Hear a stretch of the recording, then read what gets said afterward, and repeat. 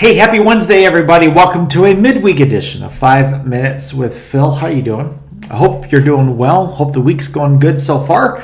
Here we are now at the midpoint of the week, and we are kind of getting over that hump and heading towards the weekend. And I pray that you're doing well. It's really, really good to have you join me here today. We're going to take a look in the book of 1 John. John wrote one of the Gospels, which talks about the life and the miracles and the ministry of Jesus. But then John also wrote, the same John, he wrote 3 letters, 1st, 2nd, and 3rd John. And this is the first of those letters.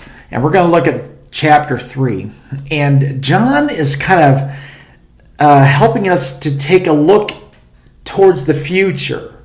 And I think that's good for us to do, because a lot of times we dwell in the past a lot with how things have or have not gone, and we maybe get so caught up in what's happening in the here and now that we forget that as followers of Jesus, there's something really good that awaits us ahead in future times. Let me show you what he says in chapter 3, verses 2 and 3. He says, "Dear friends, we are already God's children, but He has not yet shown us what we will be like when Christ appears. But we do know that we will be like Him, for we will see Him as He really is. And all who have this eager expectation will keep themselves pure, just as He is pure."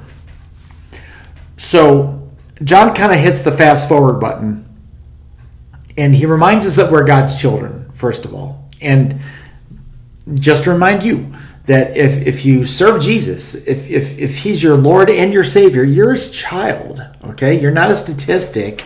You're His son. You're His daughter. You're special to Him. But this is not all there is. And we get so caught up in our lives here on earth, don't we? And mind you, I mean, this is all we know, right? This is all we know. But the goal, I think, that God has for us in living our lives now on earth is to also look ahead to what He has in store for us beyond this life, whenever that is. And John says that God hasn't shown us what we're going to be like yet. But then he gives us a little bit of a hint. He said, we're actually going to be like Him when we see Him face to face. And I just want to pause on that thought. You know, I don't know how many of you are watching that maybe are going through some physical battles, for example. And I know some that daily it's a struggle. It's tough. It's a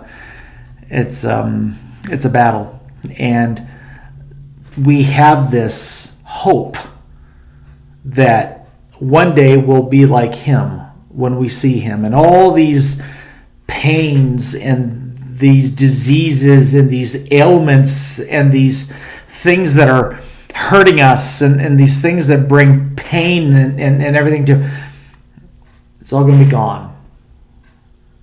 Think of that. It's all going to be gone. We have this hope that when Jesus appears, when He comes back for us, we don't have to deal with all these limitations and all these things that bring us grief. We don't have to deal with that anymore. Instead, He's going to transform us. He's going to make us different. He's going to have something better for us. And what's our response to that? It's the last phrase of this verse.